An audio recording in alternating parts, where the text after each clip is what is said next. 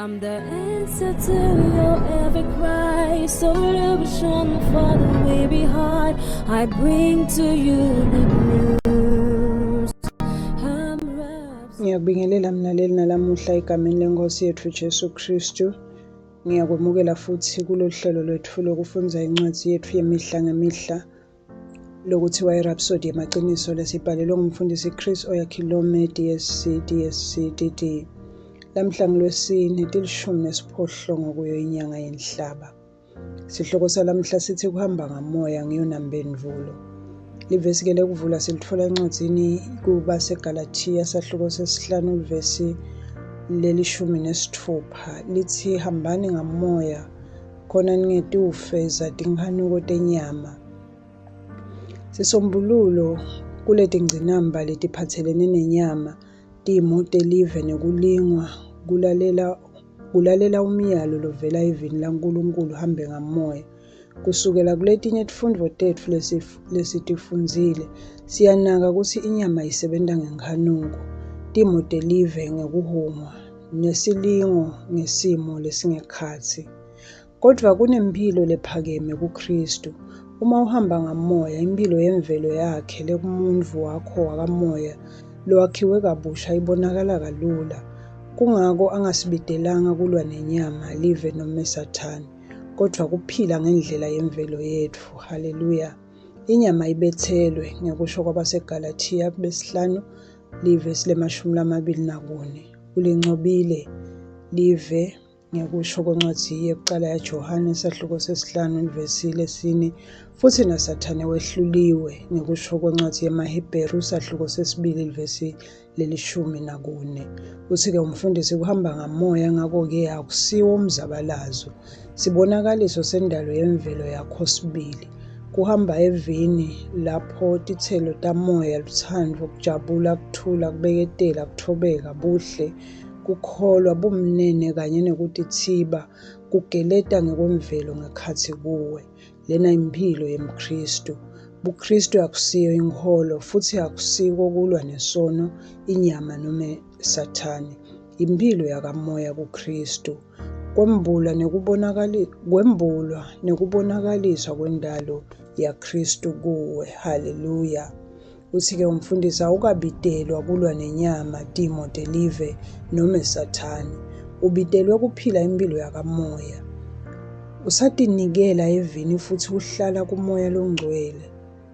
Imphilo yakhe lekuwe itfola imandla ngetulu kwenyama. Ngako-ke hamba ngamoya. Wati futhi ungagucuki. Uvete imvelo yakho lengiyo kuKristu. Ngobe ngekwenta njalo uphakama ngetulu kwemikhawulo futhi uphila ngekuncoba onke emalanga. Haleluya. Naku-ke kuvuma wena utawusho emva kwami. Ngihamba ngamoya. Ngati imvelo yami lephakeme kuKristu. Futhi ngibonakalisa inkhatimulo yakhe kanye nekulunga. Ngiphila ngemandla amoya. Imphilo yaKristu ibonakaliswa kimi futhi nangami. Ikhicita lutsandvo, injabulo, kuthula kanye nebuhle. Ngihamba ekuncobeni onke emalanga. Ngigcwalisa injongo yaNkulunkulu ngemphilo yami. Haleluya. Kuchubeka nesifundo kemlaleli tawufunza incwadi yabaseGalatia sahluko sesihlanu ivesi lelishumi nesithupha kuya evesini le-24 kanye nencwadi yabaseRoma sahluko sesiphohlongo ivesi lelishumi nakuthathu evesini lelishumi-4 kuyo NIV. Bese kuthi ehlelweni lokufundza iBhayibheli ngeminyaka munye tawufunza imisebenti yabapostoli sahluko sesikhombisa livesi le-14 kuya esahlukweni sesiphohlongo livesi lekucala uye evesini lesiphohlongo. Kanye-ke nencwadzi yesibili yetiKronike esahluko se-31 uye esahlukweni se-32. Bese kuthi-ke kulolu hlelo lokufundza iBhayibheli ngeminyaka lemibili lamhla-ke kufundwa incwadi yesibili kubaseKorinte sahluko sesihlanu livesi lelishumi-1 uye evesini le-21 kanye nencwadi ya-Isaya sahluko sesine. Haleluya. Angithathe lithuba ke mlaleli nalamhla ngibonge kakhulu ukuthi uhlale nami sisafunza live lenkosi. Ngikholwa ukuthi ubusisekile sisafunza. Inkosi ekubusise sibonane kulokulandzelako. Ngicela ke mlaleli ukuthi uma ngabe bowusengakayemukeli inkosi yethu Jesu, umane usho nanka emagama emva kwami uwasho ngenhliziyo yakho yonke. Haleluya. Thani Nkosi uNkulunkulu, ngiyakholelwa ngayo yonke inhliziyo yami eNkosini Jesu Kristu, indvodzana yaNkulunkulu lophilako. Ngiyakholwa wangifela nekuthi uNkulunkulu wamvusa kulabafile. Ngiyakholwa uyaphila lamuhla.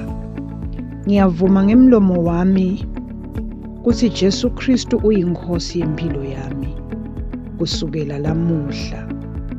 Ngaye nangeligama lakhe nginekuphila lokuphakade, ngidelwe kabusha. Ngiyabonga Nkosi ngekusinzisa impilo yami. Nyalo sengingumntwana waNkulunkulu. Haleluya. Siyakubongela ke mlaleli, nyalo sewungumntwana waNkulunkulu. Haleluya. Inkosi ikubusise.